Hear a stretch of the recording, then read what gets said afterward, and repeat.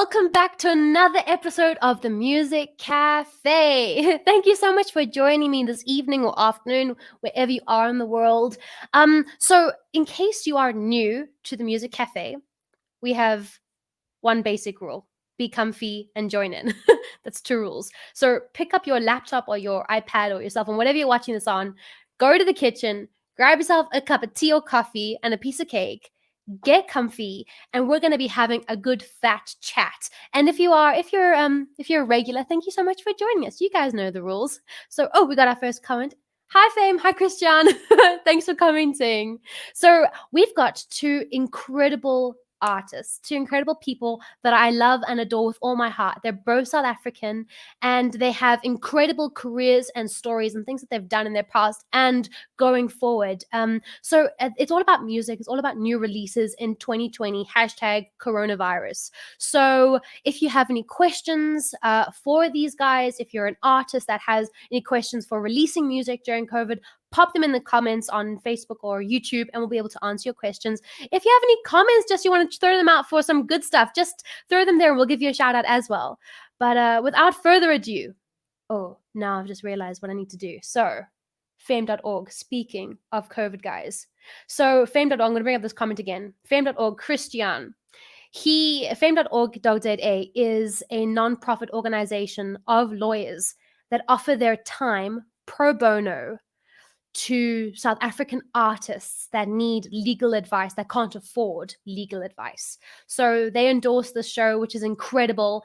And just because of who they are and what they believe in, that is why I have their name here. So again, if you guys have any questions beyond this show for fame.org.za, you can drop them a message or DM me and I'll be able to put you guys in touch. And hi Tap, how you doing? So without further ado, I'm gonna bring up our guest. So first up, we have a beautiful human being, a lovely lady that I got to know last year, and I adore writing with her. Her name is Amy Tjasink. Hi, Amy. Oh my goodness. And second, last but not least, we have someone who I absolutely adore and I also love with all my heart. His name is Nathan Rowe. Hi, Nathan. Hey, Alex. Hey, Amy. Cheers, y'all. Oh, mine disappears. That is hilarious. Cheers. Cheers. This is so cool to have y'all on the show. Thank you so much for being on this evening and taking time out of your Sunday evening to chat with me. I know you guys have both got hectic careers and lives, so I'm just excited to chat about who you are, what you're doing right now, new music that is coming out. I'm so excited to get into that. So before we get into all the questions, I think it's important that people know exactly who they're dealing with here. So let's go around the room. Amy, will you give everyone just a #Tinder bio version of who you are? Okay, hello everybody. My name is Amy Tjasink. I am from Cape Town. I'm a singer-songwriter. I'm best known for my time on The Voice of Africa. I came 7th last season, which was last year. And yeah, I'm a songwriter, and that's pretty much my main thing that I do. So yes. And you've released a heck load of music since being on The Voice as well. I mean, we had Spider-Man Kiss. It is Spider-Man Kiss, and then we've got the new single now that you released 3 weeks ago. So I mean, you've been quite productive. Firstly, during sort of lockdown, and then obviously since The Voice as well. So I'm excited to chat to you about the journey, how things were going, and before The Voice, because you were also super busy before The Voice. So credit where it's due. So I can't wait to chat to you about that as well. So Nathan, do you want to join our circle of #Tinder bio versions of who you are? Sure. I think I'd probably lie on my Tinder bio. I come from a band called Lone Hill Estate. That's sort of how I entered the music industry, and I'm still in Lone Hill Estate. We just don't gig anymore because gigging is so 2019. And I'm in another band called Swing City, which is a swing music, which is a very different genre. And I'm about to release a little solo album, which is just me, and it's different to both of those genres. That's amazing. I can't wait. I'm a huge fan of Lone Hill State. I've literally come to your concerts. I think it was at Chicago, somewhere here in was it Chicago's in Johannesburg, and Could have been it was Chicago. awesome. And it was just a party. And I remember I was there with a couple of friends. It was just a real party. I love you and your band. And then obviously Swing City. I love Graham. I love the guys from Swing City. So just yeah, a great music all around. And it's so cool to see your heart being put into something, and I can't wait to hear it. Because obviously I've been a big fan of just your solo music when you've done my writers rounds, and the stories that you tell are just so cool. So before I want to get into the new music and all, but Nathan, when it comes to music, you say you started out with Lone Hill State. So how did your music career sort of get to Lone Hill State and then into Swing City and now into focusing more onto solo career? What is that journey like? Well, I started in the church, playing in like worship bands and things. And then guys from the church, obviously we wanted to form a band that was a little bit more rock and roll and a little less churchy. Which is how Lone Hill Estate first came about. And then I entered a competition called Project Fame, which was a little bit like The Voice, Amy, and but mixed with Big Brother. So we had to live in a house and we were filmed 24 hours a day. So and yeah, so and then when I got out of there, I came second in that. And then I got a record contract, which I then shared with my band, and we did it as a band rather. And yeah, that kind of launched me into the music scene. And gee, only on our third album did we have radio hits though. It took a good few years. So only in 2012 did we first start getting like proper radio play with things like Gangster and Techno Band and Look Good and Dance and all those things. Yeah, and then through the gig scene, I met Graham. We actually went to Los Angeles together to go play in a few music showcases that side.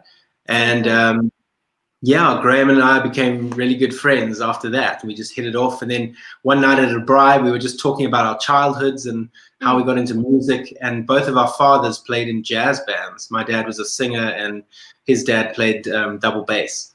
So we just connected on that, you know, I remember that music on a Sunday morning kind of vibe. And our managers overheard us talking and said, you guys should start a side project. So we did, and then Luis Obala joined us, and then that Swing City happened. Yeah, so that's so pretty much cool. what happened. Yeah, that is so cool. And just something you said, it was quite interesting. Is interesting to me that when you got the record contract, you decided to share it with the band. So was it because you had the band going and it was sort of a machine that was sort of well oiled at the time? So what was your reasoning behind bringing the band into that? I suppose in hindsight, a lot of it comes from insecurity. You know, when you play in a band, you're a group and you're a team and you're going on stage as a team. And then after coming out of a show where you sing to backtracks, essentially, I didn't feel comfortable in myself to go and do that. I mean, the show taught me to get more and more comfortable. I used to feel very naked on stage without a guitar, actually. I remember doing Project Fame without a guitar and feeling naked on stage.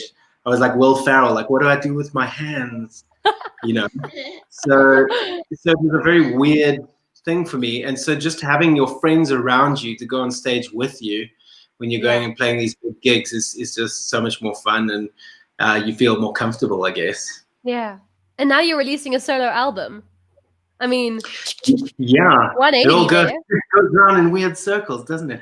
Yeah, the reason that is just because the band guys have all sort of, you know, become family men, and you know they're very busy. They have jobs as well. I mean, obviously COVID hasn't helped the music industry, so we can't just take off and go touring.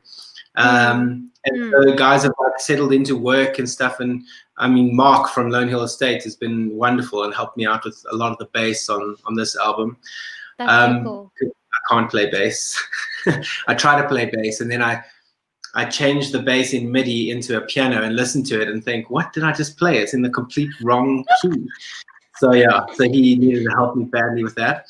But yeah, now the solo album came from just sitting alone in lockdown with a guitar, and it's quite a beautiful thing because you kind of connect with yourself again, and you connect with just what you want to do. You don't need to like have a democracy around what you want to do. You can just do whatever it is you want to do. Yeah, yeah. I think that's really cool. And before I want to dive more into the album and inspo behind it, but you also mentioned that you and Graham went to Los Angeles together, and you obviously experienced the scene, the music industry on that side. So I wanted to ask you, when it comes to experiencing the two worlds, did you feel like there was a big shift that you had to change your mindset, or was it just carry on doing what you're doing? Where was your headspace at? You mean the American scene versus the Yeah, South African scene? So the one thing I did notice is just how professional everyone is in the American scene. Not even band-wise. Bands are pretty similar. I mean, we don't sure. live in the era of snorting cocaine off strippers and then throwing a TV out of a window. I never existed in that band world. We just want to play music and do gigs and Yeah, go home, and occasionally you might, if all your friends are there, you might party a little bit with them afterwards. sure. But in the American scene, the crew was so professional. I mean, we've got great guys in South Africa, don't get me wrong, but in the States, I'll never forget sound checking at the Viper Room in LA. And they had a curtain around the stage, and we did a sound check. Everyone was in the club, but no one knew we were on stage. And a guy did a check with us. I literally said 2 words into the mic. He had mixed me so beautifully. I've never, ever been mixed like that again or Wow. since. And he was like, okay, guys, I pretty much preset you. Okay, guys, I pretty much preset you. And now, yeah, man, you guys ready to go? You guys ready to go? And then we said, yeah. And then we played. And it was just, I couldn't believe how, I mean, in South Africa, you often are waiting for the guys to set up the speakers, when it's your turn to go on stage. So, yeah, it was just that was a slightly different thing to notice. But I mean, I think it's the same hustle at the end of the day. I mean, you think of America, you just think, oh, everyone's successful. It's not the case. There's so many bands that just play for the love of it. They don't have any money. They have day jobs as well, So it was also quite encouraging to see the similarities, actually. Yeah. And did you bring any of that back home with you? Did it sort of influence how you do work here? Well, America was the first time I was exposed as well to a niche market, people know their niche and they stick to their niche. Lone Hill Estate was always trying to play, because I get bored very quickly, so I would write in different genres all the time, Right. and try and put them all on an album. I remember a record company guy said to me, "You guys must be like ice cream. You can get different flavors, but you got to put one flavor in one tub." And for me, that was insulting. I was like, "What? I don't even listen to like one style of music. That's so weird." But I now understand sort of what he meant, is that you need to have a feel and a vision, and there needs to be a golden thread through everything, which we try to do since. And the album that followed LA was very much streamlined, which is the album that was successful. And this wasn't a golden thread for you guys, it was a green thread, just a whole lot of green. Oh yeah. Oh yeah. Green. There's a whole lot of green. That's hilarious. Well, Amy, you've done a lot of time overseas. You spent a whole lot of time in the UK, in London. Am I right? If I remember from our conversations. Yeah. So, I mean, how did you get there? How did you get to London? So, it was very spontaneous. Like, me and my fiance, we decided, like, oh my gosh, let's move to London. that's how it happened. And we went there, and it was quite difficult to like break into the scene there. It took me about, I mean, I was very proactive. Like, the first thing I did there, literally, I was doing like cold calls. Like, I got there, we like holiday for 2 weeks, toured around, and then I literally like started Googling agencies, like booking agents, all those things, and I phoned everyone. I was like, and they'd answer me like hello, but in an English accent. And then I would answer and say, hi, my name's Amy Tjasink, and I've just moved to London, and like, you definitely want to book me for your gigs. And then they'd say, can you send me some links? And then I'd send them, like, I obviously had professional reels and all that stuff done. Sure, yeah. And after about 6 months, I was like fully booked. That's amazing. Loads and loads of gigs, earning about £3,000 a month. It was really good. And then obviously I've spent a lot of time doing other overseas work as well. I was an MD on cruise ships for 5 years, and I was stationed in Australia. So I've seen a lot of Australia and Australian scene, which is Yeah. crazy. You'd think, I don't know, they have two specific scenes of music. You've got like what they call almost like the rednecks of Australia, and they love all the country music. And then the other Yeah. side, like Sydney and Melbourne and all of them, they're like really into this R&B soul type. I mean, I used to go to gigs and I'd see these white guys, and I promise you, I was like, how they sound like they're from the Bronx in New York, like playing this Mm. like hectic soul music. It was just incredible. Yeah. Yeah. That is so cool. That is, and I remember chatting to you last year about your time in the UK, and just how you literally just hustled, and that's where that Nathan brought up. It's just how you hustled. That it wasn't about, a lot of people go overseas to be discovered, and Mm, you went there to carry on doing what you're doing, which is mm, super inspiring for people, for South Africans, anyone wanting to go to another country, to just go and hustle, to keep doing what you're doing. And it, mm. you know, credit's due where it is, and you literally got gigs, you were earning a great income, and that's amazing. So when it comes Yeah. to coming back to South Africa, Mm. what was it like shifting between the two worlds, or was it just not even in your brain? You just sort of were like, cool, new place, carry on.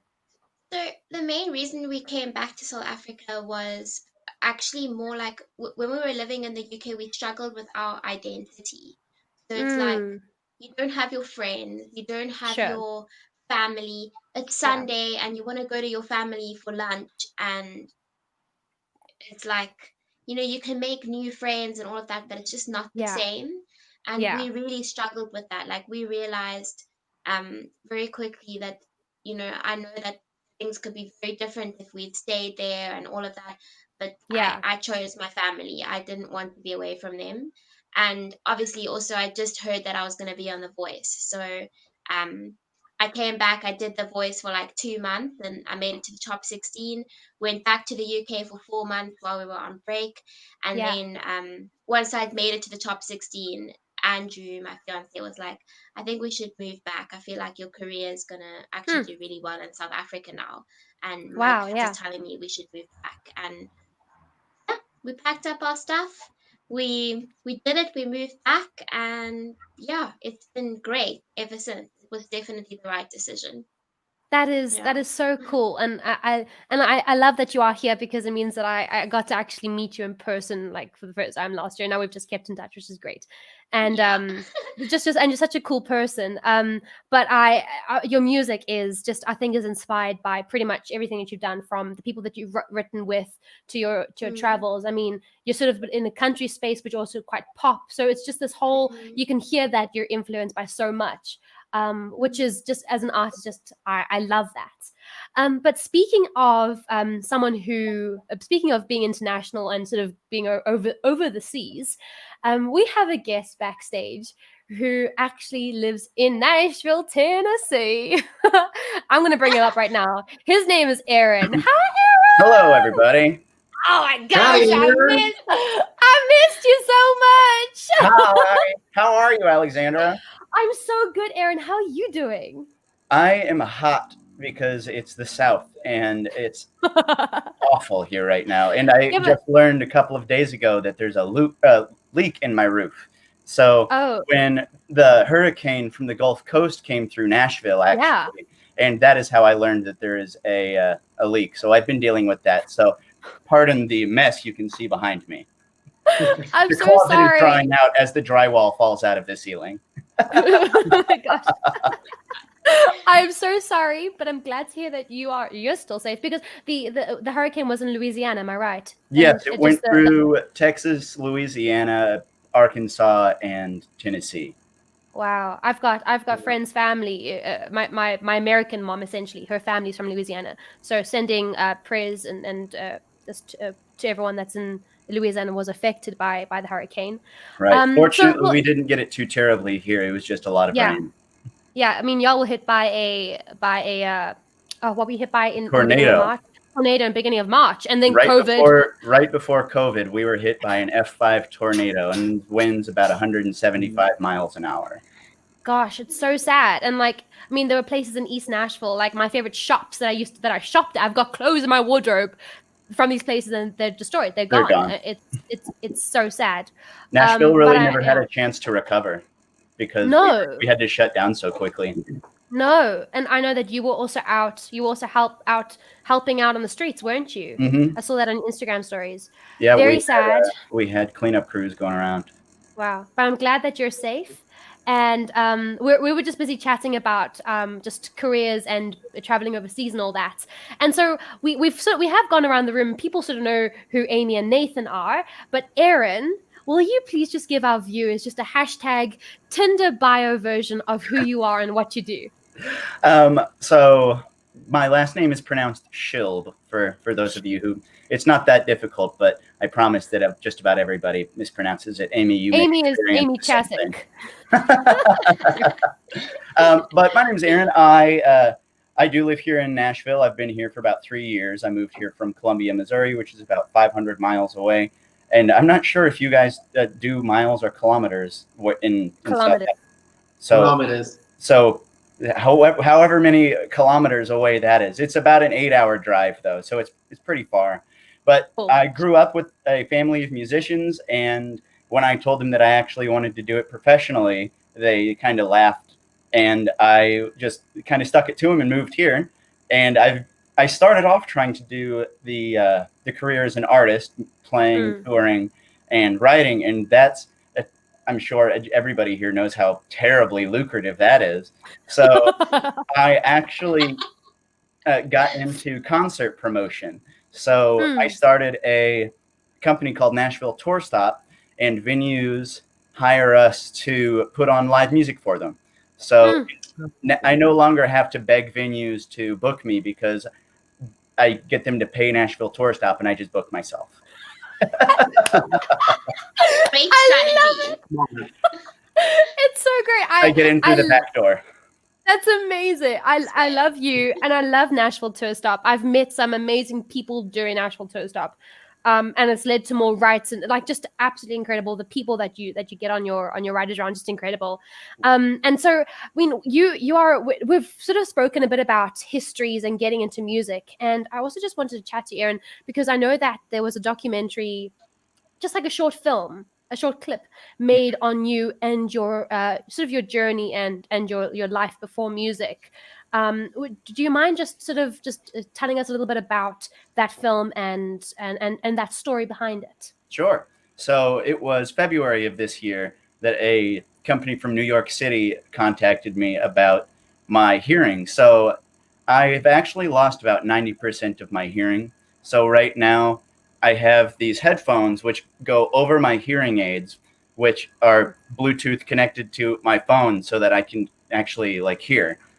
So this company found me online and asked if they could do a short film about me. And I didn't really know what that entailed, but they came to Nashville for 2 days and followed me around with a film crew. And they wanted to kind of hear about how I was focusing on music and making a career in music despite the roadblocks that I've encountered. And I started losing my hearing when I was 10 years old, and I'm almost 27 now.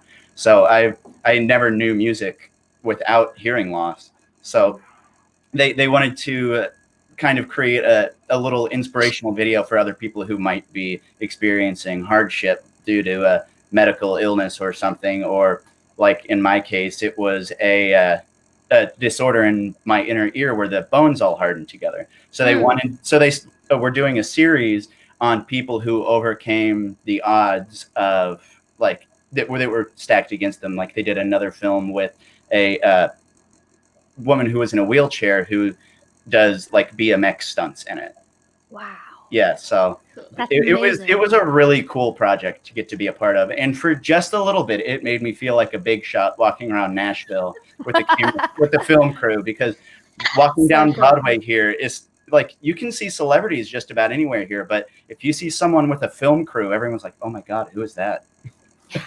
Oh my gosh. It made me feel famous for just a minute. It's amazing. watched the little documentary and I was just like, wow. Firstly, the scenery. I'm like, oh, it's home, and just it's so beautiful. There's so many beautiful shots. And then hearing your story, it was just so wonderful to.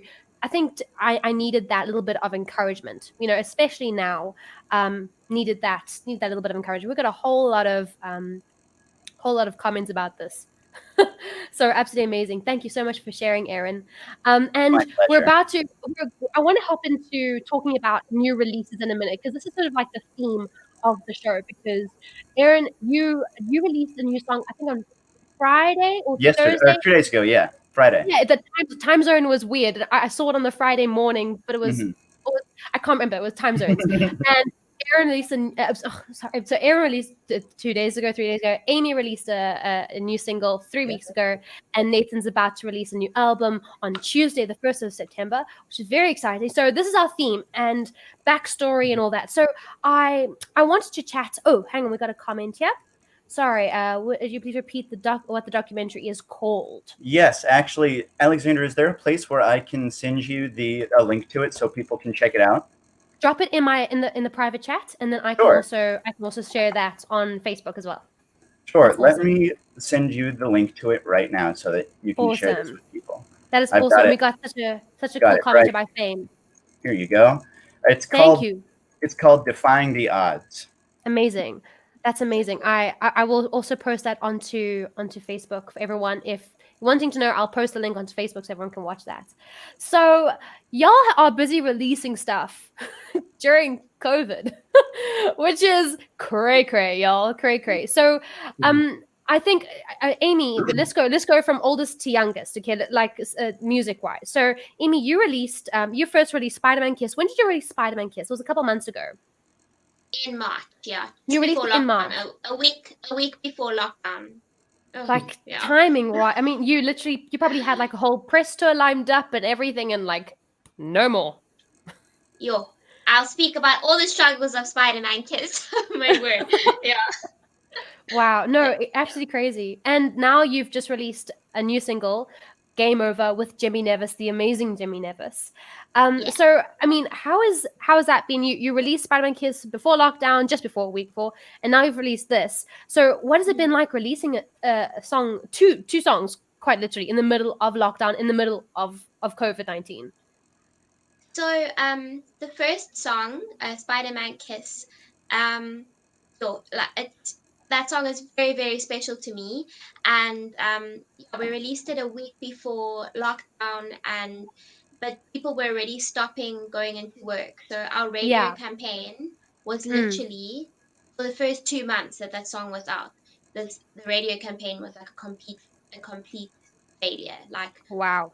nobody was responding. It was like, and if a song becomes old, then they don't play it, so it Yeah. was just like a lot of pressure, and we couldn't get through to anybody for our press release.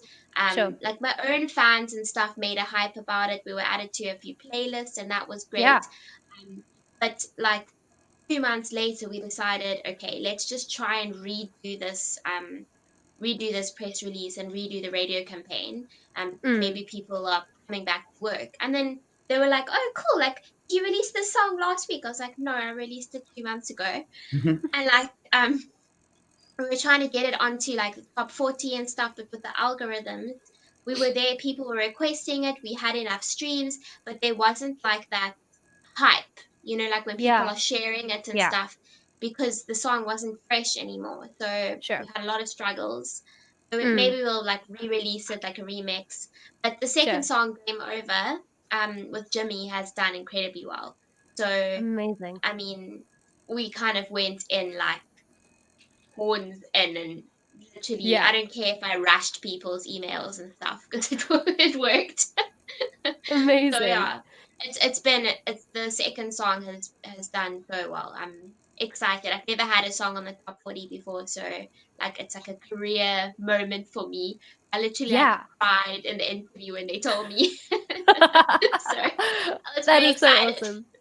That is just Yeah. amazing, and I love the song. So, and I absolutely, I love the song, and I love you. I told you on a voice note, I love your voice, I love you, I love Jimmy. So it was just like this amazing like explosion of wonderfulness. So I really hope that the song continues to do well. And anyone that's watching, just go and download, go and download "Game Over" by Amy Tjasink and Jimmy Nevis. Go and download. It's a great song written by two amazing people.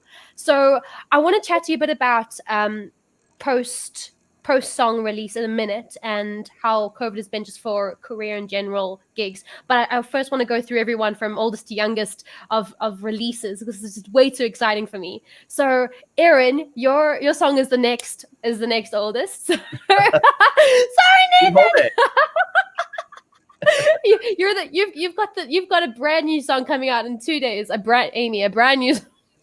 So we'll get to you in a hot second. So Erin, you released Millennials, a did. single in 2 days ago. Again, time zones. It was a crossover of time, so it was a weird. I can't remember which day it was, but it was between a Friday and a Saturday. So when it comes to writing it, and you've done a series of like silly songs as well. You've also been doing that. So did that inspire the song Millennials, or tell us about the song? So Millennials stemmed from me getting fired from 2 jobs last year. I am a great employee. So I got laid off from my day job back in 2019. And then I was in a touring band. I was playing the bass and the banjo and harmonica and basically just whatever instrument they needed on a specific day. And they fired all of their performers and just needed to hire a new band. So I lost 2 jobs back to back. And both of the people who fired me were millennials. And I was in a bout of really bad writer's block. And I was reading through a rhyming dictionary, and I came across the word dumb. And I was like, oh, yeah, millennials are pretty dumb. And then I started writing down all of the stupid stuff that millennials do. Like, and so I wrote this song more as just a cathartic experience to get over the fact that I'd just been fired. But when I started playing it out, the audiences liked it more than they liked my serious music. And the millennial song really started to influence my writing beyond that. Like, I still write what I would call traditional music, but the music that I'm releasing now and recording and playing at shows is all funny music, because I grew up loving Weird Al, and it never made sense to me, like, oh yeah, I could do that, until I wrote the millennial song. And now I play almost exclusively funny music. And right now there's so much chaos in the world. It's definitely a nice break from the crazy, the heavy, the sad, to hear me make a joke about getting a butt dial. I love it. I absolutely love it. I love your writing. I remember watching you for the first time. I think it was probably a Belcourt. It probably was. Yeah. And I just remember, and I think that's where we met and we started chatting, and it was being in the same rounds and everything. And just your music is so cool, and when you tell your story, it's so inspiring. And then you do play these really cool, funny, but you have a really great song, Dirt Road Degenerates, or is it Rock and Roll Degenerate? Rock and Roll Degenerates, a great song. That is such a great song. I actually tracked that after the shutdown. I tracked the whole song in my bedroom, so someday I might be able to release that. Oh, please do. I mean, not that I don't want to like minimize this song, but like your music in general is so great. So like, I'm just connecting because I was there when I heard it live. So that's why I've got Millennials is a very folky song, just me and my guitar, and we did all of the percussion, just stuff like that. But Rock and Roll Degenerate is a full blown just 50s rock shuffle, guitar solos flying. Just that's where my heart's at. Very cool. Very, very cool. That's amazing. And just when it comes to having released the single, obviously being in Nashville, different game to being in Johannesburg or Cape Town, South Africa, USA, very, very different South Africa. But how has it been during lockdown, during COVID, during the ups and downs of where Nashville's at? I mean, bars are closing. I mean, Douglas Corner's closing. Just the space in Nashville. What's it been like, people receiving your new single? The vibe here has been kind of sad, honestly. A lot of really legendary venues have shut down. The Douglas Corner Cafe is gone now. Several others have either been sold or gone out of business. And it's really hard to see, because they were hopping places before, and they just couldn't stand to be shut down for so long. So the landscape is changing, for one. Yeah. Another Yeah. thing that's happening is there is a mass exodus happening right now of people who aren't weathering the storm, so to speak. And lots of talented people are just leaving town because they can't work. They have no money. And whether or not they come back is to be seen. But it's kind of sad. But within the last, I would say, 6 weeks or so, we have seen kind of an upswing, so to speak. We're still averaging about 175 new COVID cases a day, but that's down from like 1,200 that we were seeing daily. I actually had it. So. Oh, yes, I remember that. I remember seeing on your story. I actually had it, but I'm very lucky that I didn't have it very bad. I lost my taste and my smell for about a week, but I'm not sure where I got it. I wear my mask just about 99% of the time, so I'm not sure where I would have gotten it, but all it did was solidify the fact that I needed to stay home. Sure. Good. Yeah, that's the quote of the show. Stay home, folks. No, and I'm glad to see that you're also well and healthy. I saw that on your post on Insta. And I've also had a number of friends that have, I mean, I'm sure we all have had friends, family members that have had this COVID-19, and, you know, from very sad cases to people just losing taste. It varies. So I'm glad that you're safe and healthy. But yeah, speaking of just, you know, being at home, Nathan, you introed your new album coming out on Tuesday. That you were literally just at home. It's about being at home, and the inspo was just everywhere. So why? And you also you've been in bands your whole life. So now a solo album with great stories. I love your storytelling. You've also got hilarious songs like Aaron also does. So when it comes to the inspo around African Grey, what is the info? What is the inspo around it? That's such a millennial term, inspo. I'm just bringing it in. Yeah, I'm bringing it in. The inspo, yo. Totes my goats. Like, I guess like the inspo was hashtag. the inspiration. I had this idea for a long time coming, and Aaron will know. In the States, if you go to the States, or if you listen to American music like most people do, they often write about their towns and cities, and the feeling that comes from those songs becomes quite romanticized in people, especially people who don't stay in the States. And, you know, like you hear New York, New York, and all you want to do is go to New York, and you want to wake up where the city never sleeps, you know. It's got this certain feeling about it that you want to experience. And when people go there, they expect to feel that. And then I realized we don't really have that about South Africa. So what I did was I took 4 of my favorite cities, which are Joburg, Cape Town, Durban, and Port Elizabeth, and I wrote songs about them. But there's a few other songs on the album as well that are related to South Africa in some way. And I just wanted positive songs that could hopefully evoke some sort of vibe about the city. Millennials, vibe, Yeah, hashtag vibe. I mean, that was basically the inspo. That's so. I love that. I love that's what you pulled from. And why African Grey? Why the name African Grey? Is it a single, or is it because of the bird?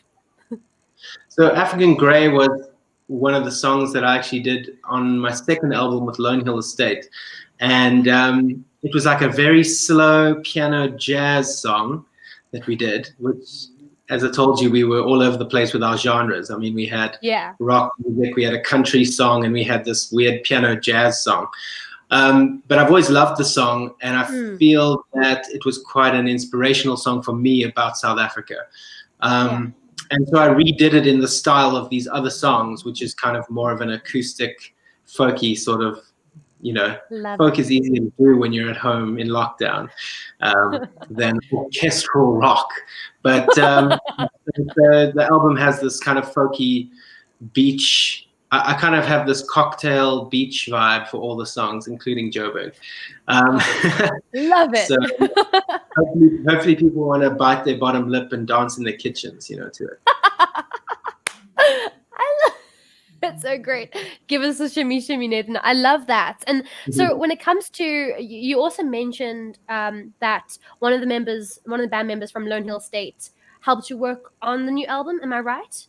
Yeah, Mark. Yeah, I can't play bass. For me, it's a one finger instrument until you see an actual bassist play bass. So so I asked Mark if he could help me just with all the songs. So I sent him all just the acoustic guitar versions, and he laid down some bass. The only one that he doesn't play on is the Cape Town song called Mother City, and I actually asked a bassist I met in Cape Town doing Kinky Boots if he would play on that song, and he played upright bass on it, and it's fantastic. I thought it just added a little bit more of Cape Town to it.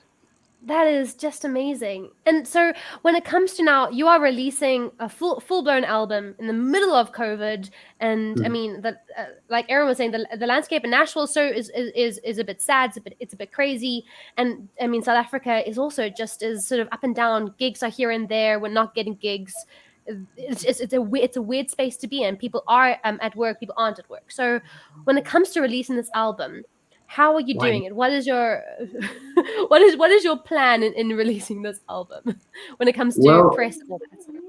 The reason I decided, I was actually probably not going to release it. I was just going to have it, maybe put it up on Spotify or whatever. But I thought, a lot of people are so negative about South Africa, South Africans particularly.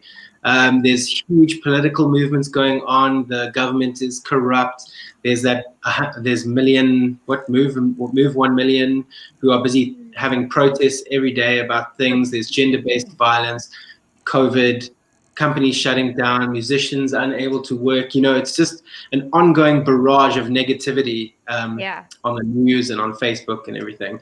And so I really wanted to just find some joy, about South Africa in particular. I did sort of a cover of the national anthem the other day on Facebook, but I did it in a slow acoustic version just to kind of encapsulate how people are feeling about the country. And then, but hopefully this album does something different. I hope it can put a smile on people's faces, or at least make them remember how things used to be, and hopefully how we can get there again. That is just amazing, and I love that you mentioned the cover of the national anthem, because it was beautiful. You played a whole lot of. I think you said in the caption it was played in minors, or you said that on. I think you said that on purpose. And it was just beautiful. Major key to a minor key. Yeah. There we go. And it was honestly beautiful. It really was. And I think you're right. That sort of just put into a nutshell where we are right now. We're in the space of life is kind of becoming sort of different, but in a good way. Again, I don't want to say normal. I don't want to use the word normal because that implies what's happened and what has been. We're never going back. We're never going back to that normal. That's just the reality. But it does sort of imply that sort of movement in this new direction. So, and I love that you're releasing a solo album and that it's stories written by you, and your music is awesome. I love your stories. And I can't wait. And all of your music, just incredible, guys. So speaking of music, can we do a writer's round? Sure. Should we do it? Let's do it. So Aaron, you know what a writer's round is. Nathan knows what a writer's round is. Amy knows what a writer's round is. But in case anyone does not know what a writer's round is, I'm going to explain to you, hopefully in a nutshell. And Aaron, since you are based in Nashville, if I say anything wrong, you correct me. So in LA and in New York, you'll mainly have sort of open mics, and people will sign up and they'll do their song and then they'll get off and leave. In Nashville, Tennessee, this is one of the reasons I fell in love with Nashville, is that in every single bar, down every single street, every hour of every day, there is a writer's round. And a writer's round is 4 or 5, depending on how big the stage is, 3, 4, 5, girls and guys, lined up, all sitting, all plugged in with their acoustic guitars or piano, all mic'd up. And they each sing a song, or an original song, in turn, and they just keep going around and around until the hour's up. And when the hour's up, they get off and the next guys get on. And they tell their stories, because as songwriters, we talk way too much. So that is the vibe of a writer's round. Because of that, brought my own writer's round back home. And because I can't do a writer's round right now in South Africa in real life, we're going to do it here at the Music Cafe. And just a song each, because we just need some flavor. So, whoop, whoop, whoop. So, guys, welcome to sing. You're welcome to sing your new song, or you can sing something different, whatever you feel like. Totally up to you. So, should we start with ladies first? Amy, are you keen to kick us off? Of course. Okay. Okay. Oh my gosh, where did this come from? Oh, What? so unprepared. Okay, so like, I just go for it. Yeah, you wait. Tell us the story first, because we love stories. Okay. So, that's while I tune up my guitar. It's This fine. I'm gonna song- get my guitar up because I feel lonely. There you go. This song is called Baby It's You. And it's like a super cute little song I wrote after a breakup. And it was all about kind of waking up and, just pretending that everything's okay when it's not really okay. So Yeah. that's what the song is about. And I'm just gonna remove my one headphone here so I can hear myself properly. These are like noise cancelling, so I can't even hear my guitar. Anyway, Nice. okay. So it's called Baby It's You. It's like a very cute, you'll hear. Can I start? Go for it. Cool.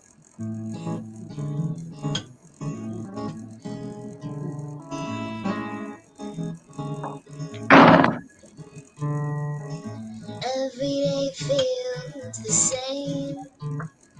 I try to clear my mind, but there's your name. My mind is red, but my heart is blue. 'Cause all I ever think about is you. I try to change it every day. My love won't go away. I try, hold my head up high. Change it every day. My love won't go away. I try, hold my head up high. I put on my clothes, I put on my face, and I walk out my door. I smile, pretend I don't want more, but I do. Oh, I really, really do. Oh, babe, I want you.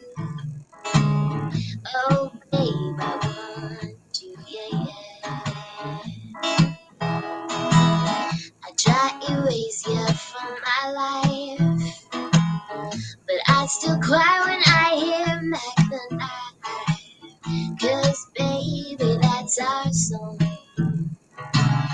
And it's so easy for you to move it along. I try to change it every day. My love won't go away. I try, hold my head up high.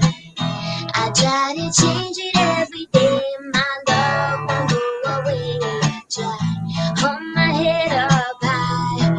Whoa, I put on my clothes, I put on my face, and I walk out my door. I smile, pretend that I don't want more, but I do. Oh, I really, really do. Oh, babe, I want you. Oh, baby, it's you. Oh, babe, I want you.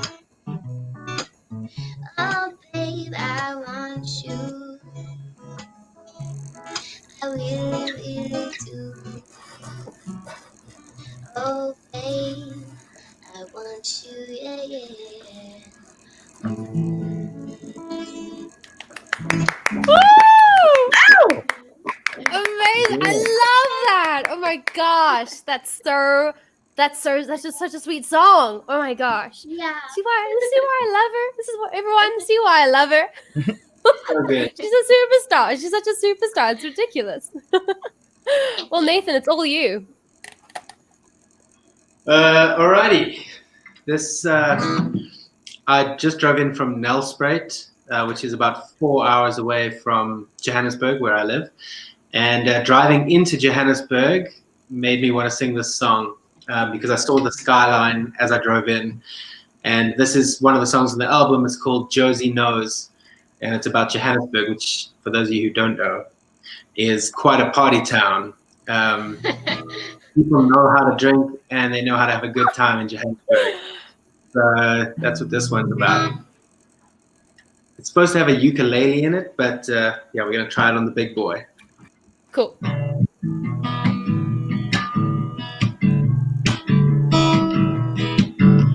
The wind is rushing down the avenue I'm on.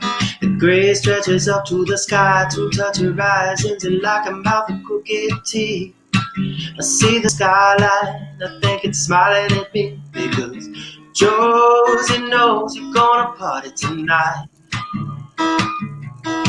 You're gonna work all day, you're gonna play all night. Oh, as long as you stay right by my side. Oh, I say, Josie knows you're gonna party tonight.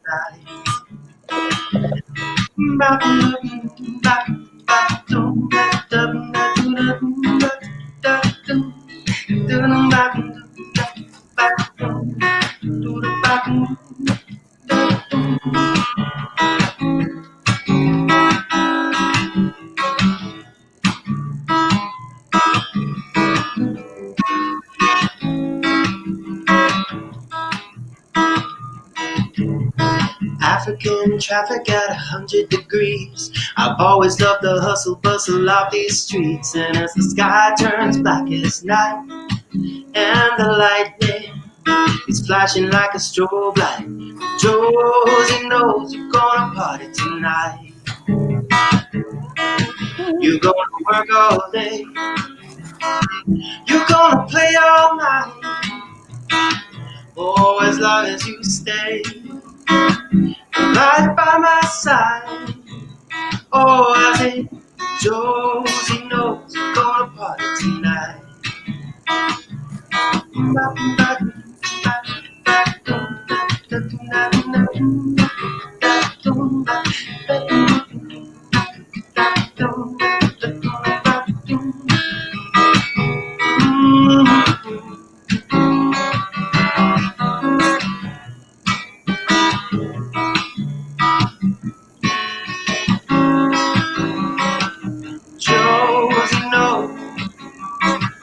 Josie knows you're gonna party tonight. Yeah. Woo! I love a good. It's like a bit of a 12-bar bluesy feel. I love it.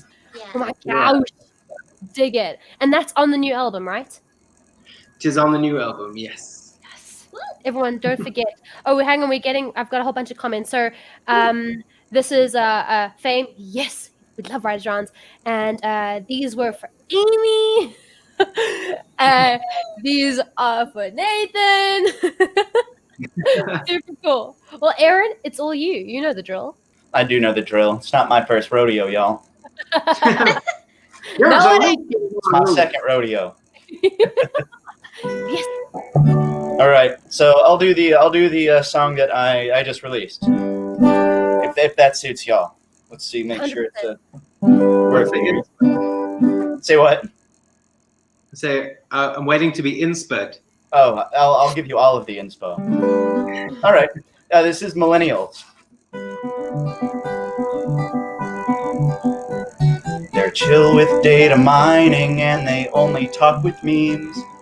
Instagram and Twitter feeds are the only things they see, 'cause all it takes is fame and being almost fully nude to get 80,000 people to say they like your shoes.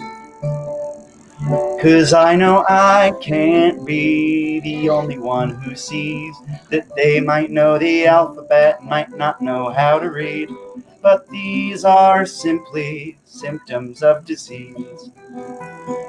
I know I can't be the only one who thinks millennials are dumb. They're always living wireless and cry when things don't load. Let me tell you something, folks, that they will never know. 'Cause once upon a time you couldn't call me on the phone because the downloads on my dial-up were really, really slow. 'Cause I know I can't be the only one who knows that daddy pays your credit cards and mommy picks your clothes. But these are truly tragic trust fund embryos. I know I can't be the only one who thinks millennials are dumb. Oh boy. They don't know how to drive, and they don't know how to tip. They've never even worked a job, but they still know how to quit. And they'll tell you that they're country because their daddy drives a truck. And they'll Netflix and they'll chill because they all just want to cuddle. Cause I know I can't be the only one who sees they pay for all their followers and only vape their weed.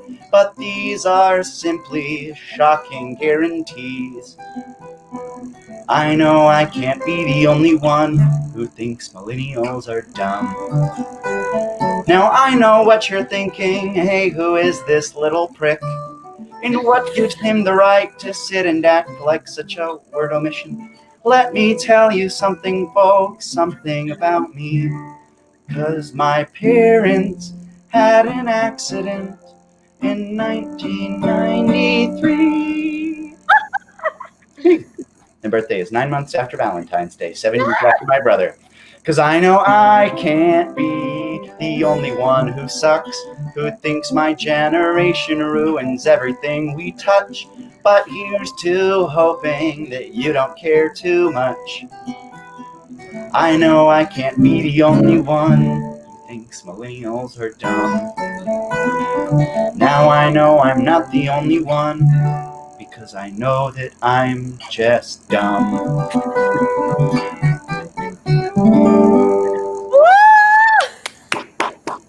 Thank you. That's amazing. Hey, we Great got some disclaimer. points. Oh my gosh. Oh my gosh. That is just hilarious, Aaron. I love it. It sums up. It does sum up. Yeah, millennial. That's brilliant. Perfect. There That's are several verses that got cut, but there's a lot more jokes that I wrote into that. That is so funny. Oh, that is so funny. Oh my gosh. No, great song. What a great round. Oh my word. I love it when rounds are on fire. So can y'all hear the guitar? Yeah. Is it good? Okay, perfect. I always check. So I had a song in mind, and then I got inspired and I wanted to do something a bit more, I don't know, bluesy, I guess. So I wrote this with a friend of mine who lives in Nashville. I hold on to people that live in Nashville. Who is it? Oh, so it's Jane Buck. I wrote with Jane Buck. She wrote a couple of Reba McEntire's hits, some of those big like classics. She wrote some of those. And I love writing with her because you know what it's like, Aaron. You always want to write with someone who's gonna sort of inspire you and build you up and for you to become a better writer, which is why I love writing with Amy and Nathan. Why haven't we written together? And Aaron, I keep bugging you to write. So guys, this is like with all of you. So I wrote the song with her, and I had this little idea, and she said, "Oh, I've got this really cool hook," and they sort of mix quite nicely. And I'm a huge fan of Alison Krauss and Robert Plant. Robert Plant. It sounds a lot better in an American accent. Robert Plant. So I love their music, and I was like, I gotta write a song like in that vibe. So this song, it's not released. We'll see what happens to it, but it's called Definite Maybe. So here we go.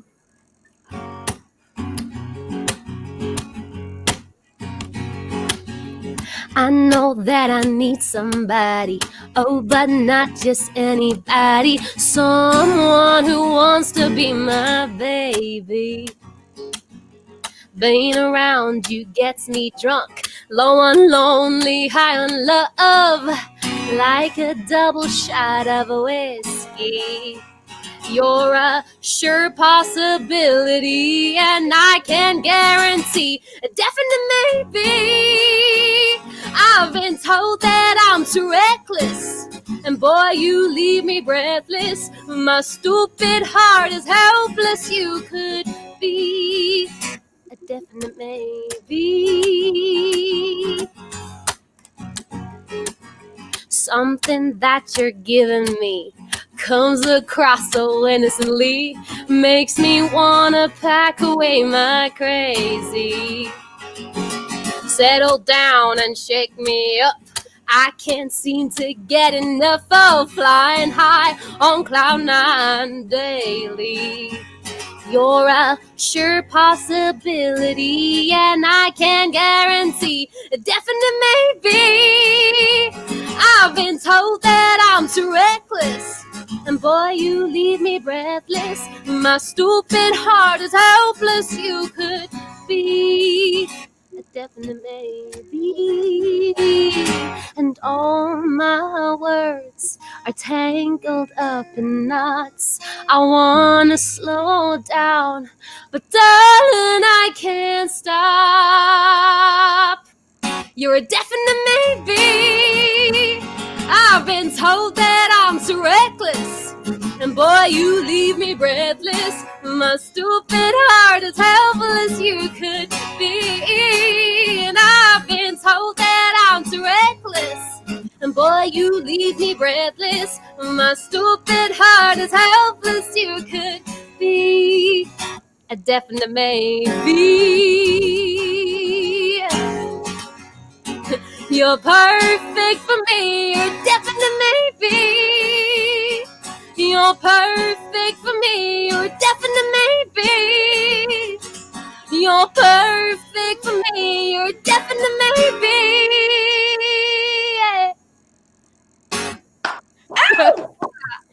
I know which song that's inspired by. I love that album. Like, it's really, really good. Oh my gosh, you know Gone, Gone, Gone? Like that's my Yes. that is my Yes. ultimate. That is my ultimate. Yes. So yeah, I was like, we're gonna go full on proper here. No, I love that song. My favorite song of that album is Killing the Blues. Like that of that one. Yeah. I love this talk about. We can talk about country. We can talk about Robert Plant all day, Alison Krauss all day.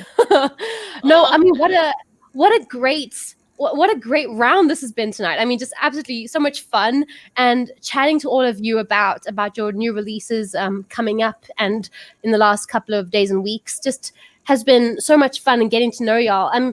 So I love to end off a show with pearls of wisdom for any up and comings, that are releasing music. But I think what I want to do is, before we get to that, I thought we could just chat real for like a hot second, because we've sort of touched on it a bit with what life has been like during COVID as a musician.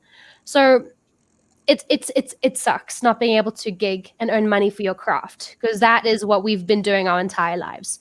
That's all we know, and it's what we're good at. So when it comes to lockdown and not being able to actually connect with an audience and not being able to feed off that energy, I mean, what's it been like for you guys? On a real note, Nathan, what's it been like, especially with the upcoming album, all this new music? Has it not been like just wanting to burst out of you and share it with someone? Well, I mean, I've always thought that about musicians. I think that musicians at heart they have something inside of them that they channel, and it almost needs to come out. And it's sort of record companies and people that try and monetize that. So while I'm not against making money, and I'm not trying to say record companies are wrong or anything like that, I do want to just say that I think as writers, like Amy and Erin, I think you need to be inspired. You need to enjoy what you do, and whatever that is, whatever comes out of you, just keep doing it.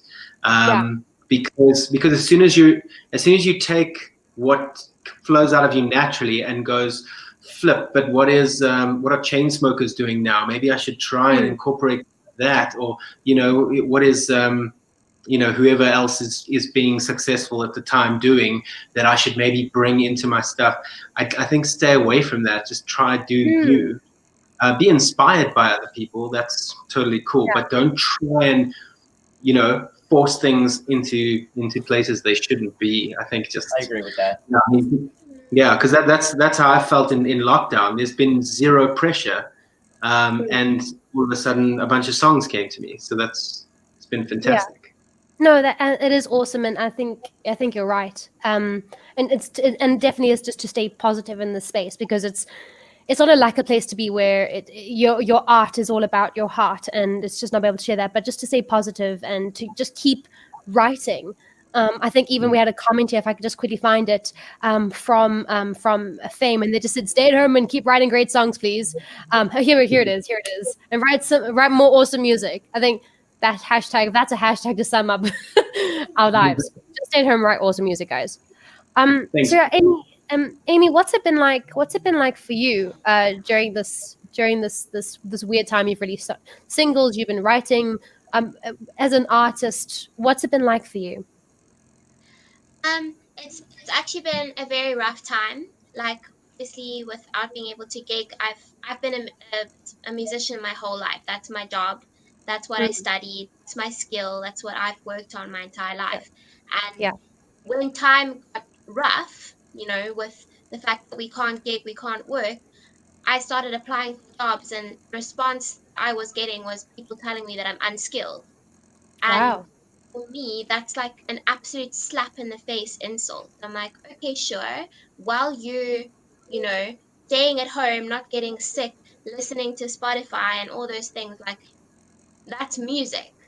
Those people are yeah, skilled, like they've worked hard. I've run my own company for 10 years. Like I know everything about a business. wow, And yeah, like to have people reply and say, sorry, we can't give you this like receptionist job because you don't know how to do emails. I'm like, really? Really? Okay, sorry, I didn't know I was living under a rock. Anyway, um, I mean, so for me, it's been really hard. So I ended up taking a job actually as an estate agent. I've been working there for 3 months, mm, not 3 months, 3 weeks, and it's actually been good. It's also about the hustle, and I'm kind of doing what I have to do right now, and I almost yeah, had that feeling of like, I we had this little chat before we started, and I was like, I almost have this feeling of being a failure because I'm not like I'm a musician. I've been doing this my whole life, and now I've got to do something like, I didn't want to grow up and be something other than a musician, and now sure, it's like this new norm. So for me, it's been pretty rough, but I have mm, been still like focusing on the music and, like I say, releasing music. So it's not all bad mm, money wise, and like being able to support my family and my house. Like it's been horrible. It's been hard, and I just feel like there's nothing I can do about it. yeah, With the virus. So anyway, that's my two yeah. cents. No, Yeah. like you said, we were chatting about this before we went live, and I would like to just say again what I said to you, which helped me when I heard it. So hopefully this will help someone else. That I had a friend come to me and he said this to me because he's in musical theatre, and he is a star in South Africa when it comes to musical theatre. He's incredible, and he's now having to reinvent himself as well, or constantly evolve and change because again, there's no theatre. He can't work as well. So he's come to me just sort of staying sane and chatting or whatever. And he said to me that he is not a failure for having to ask for help. He is not a Mhm. failure for having to ask because this is not his fault. It is he has done nothing to put himself in this place. He has worked hard. He's good. He's fantastic at his craft. He's excellent at his craft, and he's successful. But because of COVID-19, he's having to ask for help, and that doesn't make him a failure. That just makes him know that his craft is worth something, and he just can't work at the moment because of that. So, like I said to you, Amy, anyone else watching, you aren't a failure for having to ask for help. You aren't a failure because this is not your fault. This is none of our fault. Yeah. So it's something I just want to. I think we should drill into ourselves more because we're not failures. So hopefully that Yeah, helps someone else. we're basically farmers going through a drought. That's all. Yes. Yeah. The That's farmers true. going through a drought. Faith like potatoes, guys. Faith like potatoes. If y'all watched that movie growing up, it's a great movie. Faith like Yeah. potatoes. Yeah. So I mean, I know that Nathan sort of touched on a bit of a pearls of wisdom as well. But before we get into full on pearls of wisdom, Aaron, when it comes to being an artist and in the climate of COVID-19, what's it been like for you? Releasing the single and having your Nashville tour stop. I mean, what's it been like?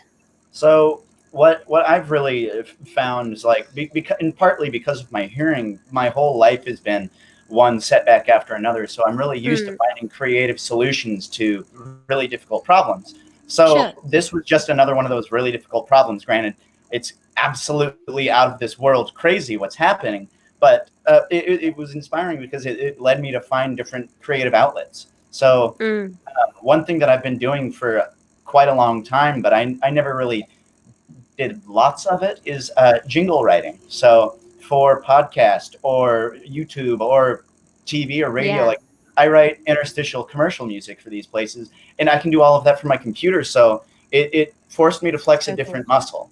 And Mm.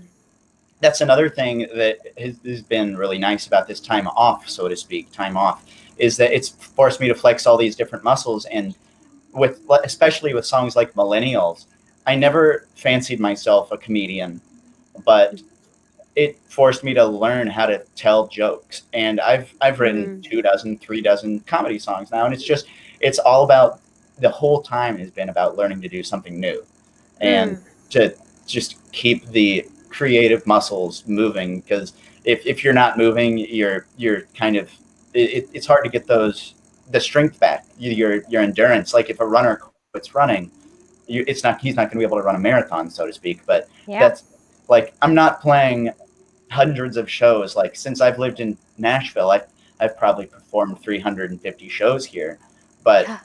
Wow. like that's not the case right now. So what I'm doing is keeping any semblance of this creative mindset moving. And Mm. with Nashville Tour Stop, because I'm a chronic workaholic, what I did was start the podcast for it. So if anybody watching wants to hear a little bit about what's happening here week to week, I put out episodes every week, and my co-host and I speak about new music, the police arresting people for not wearing masks, and just anything in between. So it's Yeah. a lot of fun. It's very lighthearted and silly, and we get to interview some really incredible people. We interviewed the guitarist for Gene Simmons and Ace Frehley, Kiss. Yeah, so we interviewed those people. Songwriters for Kelsey Ballerini, we interviewed yesterday. So yeah, we interviewed the guy who wrote "Love Me Like You Mean It." So if you know that song, he wrote that. It was her first #1. That was her big breakout single. So we interviewed him yesterday. So we have a lot of really interesting people who are really deeply ingrained into the culture and songwriting community here in Nashville on the show. That is so cool to hear that you are, like Nathan was saying, just being positive, writing just keep, and like what you said as well, just keep that muscle going. So it's important to, and even Amy even said that, just to keep your toe in it still, just keep working the muscle. It's important. Well, this show has honestly been so inspiring and just so incredible to have you guys here. We've actually got a comment from Fame. Sorry. Think about it like this: by asking someone for help now makes it easier for them to ask you again later when the roles are reversed of you. Yes, thank you, Fame. Yeah, it's very true. It is very, very, very true. I mean, you guys are all incredible, and I again, anyone that's watching, go. These three are three incredible songwriters. Go and download their music. Amy Tjasink with Game Over, and also Spider-Man Kiss. All of her stuff, gosh, all of her stuff's incredible. But Game Over is the new one. Aaron Schilb, who did Millennials, who has some other stuff also coming out soon, which is very exciting. More funny songs, hopefully, as well. So go and download Millennials. And then for Nathan Rowe, go and what's the word? I can't think on iTunes. What's it say? Pre-save. Go and pre-save. Go and pre-save African Grey by Nathan Rowe and listen to it on Tuesday. It comes out on Tuesday, guys. Tuesday. I will again put all this info out again on Facebook. Also, Aaron's your link to the documentary as well. And guys, again, if you guys have any more music, keep sending it to me, and I'm just going to keep posting because it's important to keep supporting each other, to keep sharing, and all the above. But you guys have been amazing. Oh, we have to do Pearls of Wisdom. Gosh, flip. So we've generally just raising your head. We've sort of said, keep your toe in the game, keep the muscle working. But let's start with Aaron. Do you have a pearl of wisdom for someone who's, I don't know, a newbie in the industry, or someone who's just a bit down now, whatever it is? Do you have a pearl of wisdom for them? Of course. One thing, because of my work with Nashville Tour Stop, I'm constantly meeting people who are brand new to music in Nashville, or maybe brand new to music in general. And Sure. I get asked a lot about, like, hey, what can I do to take the next step? And every time, without fail, my response is, if you want to be a part of something, invest in the lives of others. So people who want to play Nashville Tour Stop shows, I invite them to come to the shows, hang out, meet the people, be involved in the community that you want to be a part of. You're not going to make friends with people by just looking at them on Instagram. You have to go actually engage. So investing in the lives of others, and it returns tenfold every time. That's such a great point. I love that too. Yeah, brilliant. Thank you so much. What you said is fantastic. Nathan, I know you've sort of touched on a bit of a pearl, but do you want to just your pearl of wisdom for the I viewers? got more pearls. Keep string that necklace together. I guess my thing would be to say that you are the only you that exists. People forget sometimes that humans are an entire lifetime of a story. So, Aaron has his whole story. Amy's got her whole story leading up to this point. And you are the only person who can do what you can do based on your experiences. So you do you, boo. I love that. Hashtag you do you, boo. Awesome. And Nathan, I'm so excited for this album. I can't express how excited I am. African Grey. I'm so excited for it. Yay. Amy, oh gosh, do you have? I know you obviously you've experienced the UK world, the South African world. You've done The Voice. You've done singles, everything. When it comes, I mean, I know you also, like everyone else, just got a string of pearls, but pearl of wisdom. Okay. My pearl of wisdom will be: if you want a different result, you need to try a different strategy. Albert Einstein, right? I don't know. This just came to me. I don't know where it was from. I've probably read it somewhere. That's what I've been doing lately, and it definitely works. Like you can't expect, like, you're like, oh, I've been trying so hard, and like nothing ever. But then I went and I looked back at everything that I was doing, and I was literally doing the same thing every time and getting the same response. So I was like, okay, well maybe I should try this, and now I'm getting the response that I want. So if you want a different result, you need to try a different strategy. I think that's a great pearl of wisdom. I definitely agree with you. Well, this has been one of my favorite shows, definitely, because I love all of you. I love all your songs. I love all your writing. And again, I love your new releases. I'm so excited for the new ones to come as well. So thank you so much for spending your Sunday afternoon and Sunday evening with me, guys. I really do appreciate it, and I hope that your music is successful and that your careers continue to do this, because y'all all stars. So thank you so much, guys. I'll see you, Aaron. Positive thoughts. Positive thoughts here. Positive thoughts. No, y'all been awesome. Thank you so much, guys. I appreciate it. I'll see y'all soon. Well, Thanks, I'll text y'all. Cheers, guys. What a great show. This has been awesome. I love all three of them. Everyone watching, please go and support your artists. Go and find new artists out there, people that you don't even know, and share their work. Share their stuff on Facebook. It's that little share button. We spoke about it last week. That little share button is so easy to click on Facebook. Just share that little share button. Go and download Amy Tjasik's new single called Game Over. Go and download Aaron Schilb's new single called Millennials. And go and pre-save Nathan Rowe's new album called African Grey. It's coming out on Tuesday. Again, on Facebook, I'll have all their info. No, you guys have been so awesome. Thank you so much for all the comments. And I know there's more coming in, and I haven't gotten to half of them. But again, if you need me to connect, whatever, y'all DM me, Alexandra May Music. I'm everywhere, and I'll connect you with whoever you want to chat to. But for now, guys, stay safe. Call your loved ones, and I will see you guys same time, same place next week. Bye. I ain't no typical girl.